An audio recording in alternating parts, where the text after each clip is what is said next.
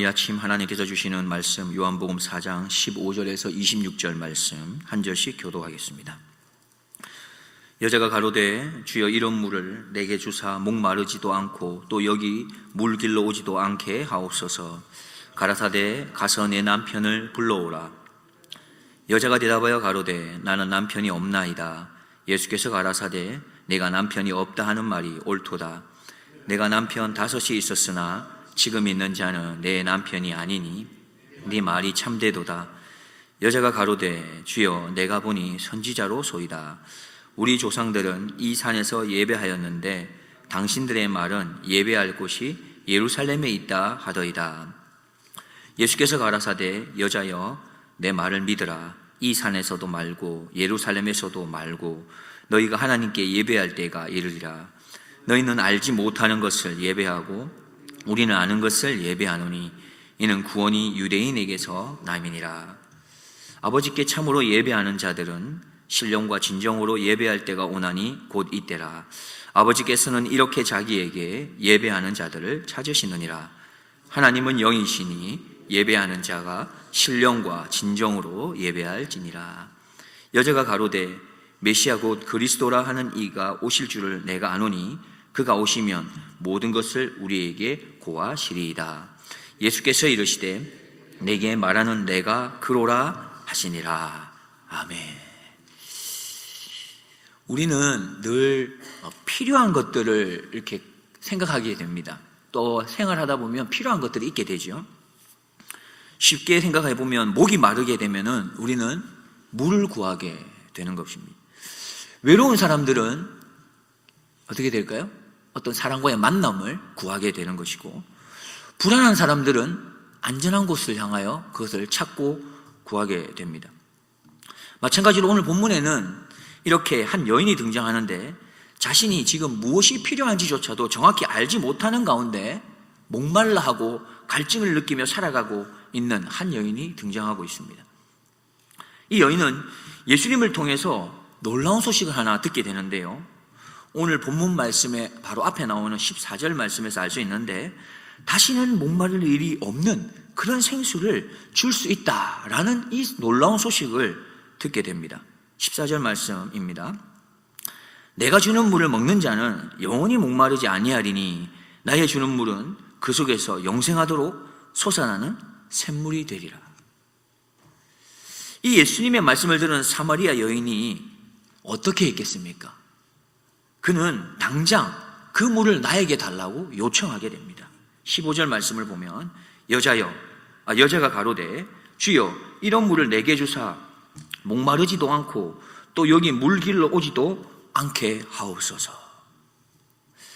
이 여인은 이러한 요청을 예수님께 할 때에 아마도 흥분하는 마음으로 또 상당히 기대하는 마음으로 그렇게 요청을 했을 것입니다. 그런데 아이러니하게도 예수님의 반응은 조금 이상한 방향으로 진행되는 것 같아 보이기도 합니다. 16절 말씀을 보면 이렇게 말씀합니다.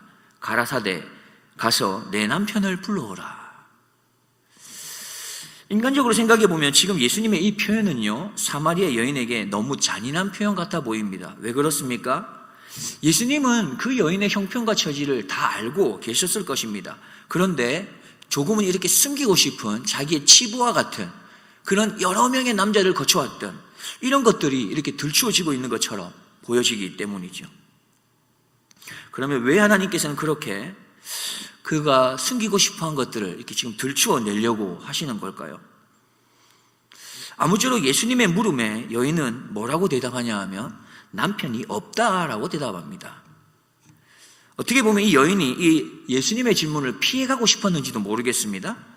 난감한 상황을 조금 이렇게 넘겨보려고 이렇게 답했는지도 모르겠습니다. 그런데 예수님은 한 걸음 더 나아가십니다. 어떻게 하시죠? 자신의 마음속을 일일이 다 헤집어서 참 다 들여다보고 있는 것처럼 그렇게 말씀을 이어가시는데요, 17절과 18절 말씀을 보면 여자가 대답하여 가로되 나는 남편이 없나이다. 예수께서 가라사대 내가 남편이 없다는 말이 옳도다. 내가 남편 5이 있었으나 지금 있는 자는 내 남편이 아니니 내 말이 참되도다. 여인은 지금에서야 조금 다른 생각을 가지게 되었을 겁니다. 사실 처음에는 유다 남자가 자신에게 찾아와서 물 한 잔을 요구했던 사람이었습니다. 그런데 갑자기 뭐라고 얘기합니까? 이제 사마리아 여인인 자신을 향해서 내가 당신에게 영원히 목마르지 않는 물을 줄 수 있겠다라고 말을 하고 있으니 얼마나 당황스럽겠습니까? 게다가 자신이 숨기고 싶었던, 누구에게도 알리고 싶지 않았던 그 과거를 속속들이 들여다보는 듯이 자신에게 이렇게 말하고 있는 걸 보면서 아마도 사마리아 이 여인은 지금 앞에 있는 이 사람이 예사로운 사람은 아닐 것이다 라고 여기에서부터 느꼈을 것입니다. 그래서 19절에 이렇게 표현하고 있습니다. 여자가 가로되 주여 내가 보니 선지자로소이다. 여자는 이제부터 예수님을 향해 선지자라 부릅니다. 이제서야 사마리아 여인은 예수님의 진짜의 모습, 그것을 조금씩 들여다보기 시작합니다. 사실 예수님께서는 이 사마리아의 이 여인을 만나러 가셨을 겁니다. 왜 그렇습니까? 그의 목마름을 이미 알고 계셨고 그에게 믿음의 눈을 열어주기 위해서 일부러 사마리아 땅으로 지나가셨던 거지요. 그리고는 예수님께서는 이 여인과 관계하기를 원하셨습니다. 진정한 그런 관계의 만남을 가지길 원하셨던 것이죠. 여러분, 진정한 관계는 어떻게 이루어집니까? 자신의 모습을 있는 그대로 드러낼 때, 그때 상대방과의 관계가 진정한 관계로 이루어지는 거 아니겠습니까? 우리가 진실된 내 마음을 드러내지 않으면 상대방도 진실된 마음을 나에게 드러내지 않는 것입니다. 지금 예수님께서는 자신의 참된 모습을 더 자세하게 드러내 보여주시면서 이 여인의 모습까지도 그대로 드러내기를 원하고 계신 겁니다. 그렇다면 예수님의 참모습은 무엇이고 사마리아 여인의 참모습은 무엇입니까? 요한복음 3장 19절입니다. 그 정죄는 이것이니 곧 빛이 세상에 왔으되 사람들이 자기 행위가 악함으로 빛보다 어둠을 더 사랑한 것이니라. 하나님은, 예수님은 말 그대로 빛이십니다. 그리고 우리는 무엇입니까? 사마리아 여인은 무엇이라는 것이죠? 어둠이라는 것입니다. 그래서 하나님은 거룩, 그리고 우리는 부정한 것이 되는 거죠. 하나님과의 바른 관계를 가지면 하나님이 더 드러납니다. 하나님의 빛과 하나님의 거룩하심이. 그러나 반대로 우리가 하나님과 관계를 가지면 무엇이 더 드러날까요? 우리에게서는 우리의 어두움과 우리의 죄와 우리가 하나님 앞에 허물된 것들이 더 드러나게 되는 거죠. 그래서 우리가 예수님께 더 가까이 나아가면 나아갈수록 우리는 무엇을 더 잘 알게 되는 걸까요? 아, 내가 참 죄인이구나. 죄인 중에 괴수구나. 이것을 더 알 수밖에 없습니다. 하나님의 빛 앞에, 하나님의 거룩함 앞에 우리의 모습이 더 신랄하게 드러나는 것입니다.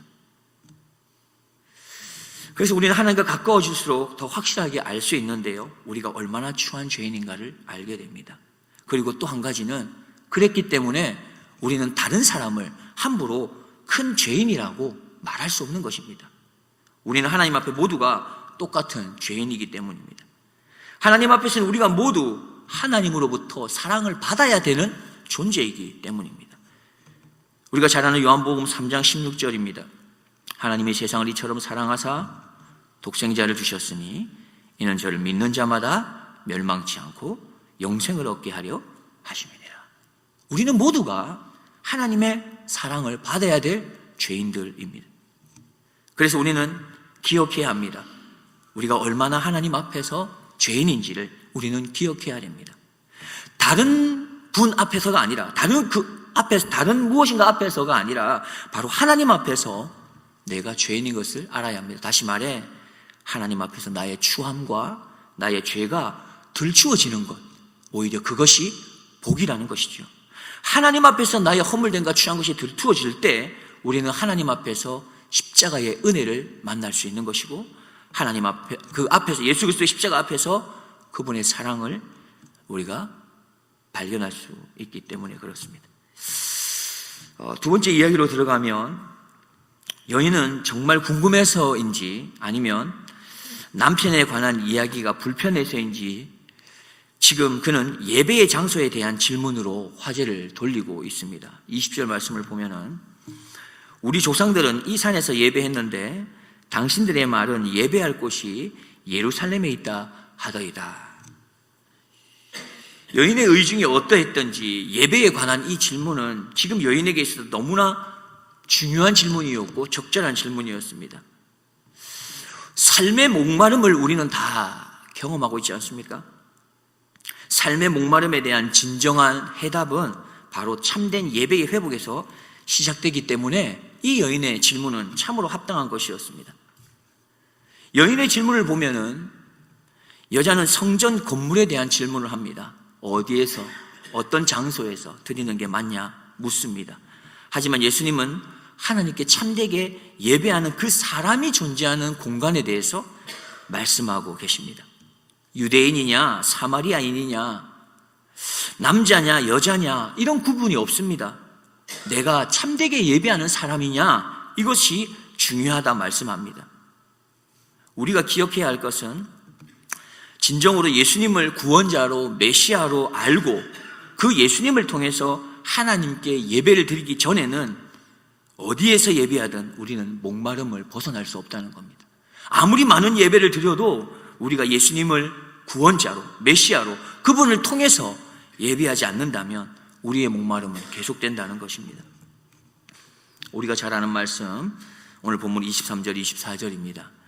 아버지께 참으로 예배하는 자들은 신령과 진정으로 예배할 때가 오나니 곧 이때라. 아버지께서는 이렇게 자기에게 예배하는 자들을 찾으시느니라. 하나님은 영이시니 예배하는 자가 신령과 진정으로 예배할지니라. 신령으로 예배한다는 것은 영으로 성령으로 예배한다는 것을 말합니다. 진정으로 예배한다는 것은 진리가 되시는 예수 그리스도를 통하여 예배하는 것을 말합니다. 그렇다면 우리는 우리의 예배에 대하여 물어야 하겠습니다. 내가 드리고 있는 예배에는 성령의 임재가 충만한가? 내가 드리는 예배에는 예수님만이 높여지는 그런 예배를 드리고 있는가? 라고 물어야 합니다. 예배는 장소가 아닙니다. 예배는 건물이 아닙니다. 예배는 전통도 아닙니다. 예배는 하나님과 대면하는 것이고 하나님과 만나는 것이며 하나님과 관계하는 겁니다. 우물가의 여인이 예수님을 만나서 믿음의 눈을 뜬 이후에 그의 삶은 180도로 변화하게 됩니다. 남편을 바꾸면서 살아왔던 그의 삶, 남편을 통해서 안정감을 누리고 생활에 좀 편안함을 누릴 수 있다고 생각했던 그의 삶에서 하나님을 예배하는 삶으로 바뀌게 됩니다. 욕망을 채웠던 삶에서 하나님을 찾는 삶으로 그녀의 인생은 완전히 바뀌게 됩니다. 말씀을 정리하겠습니다.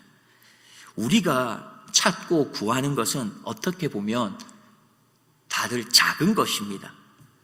그러나 예수님은 우리에게 더 큰 것을 주시는 분입니다.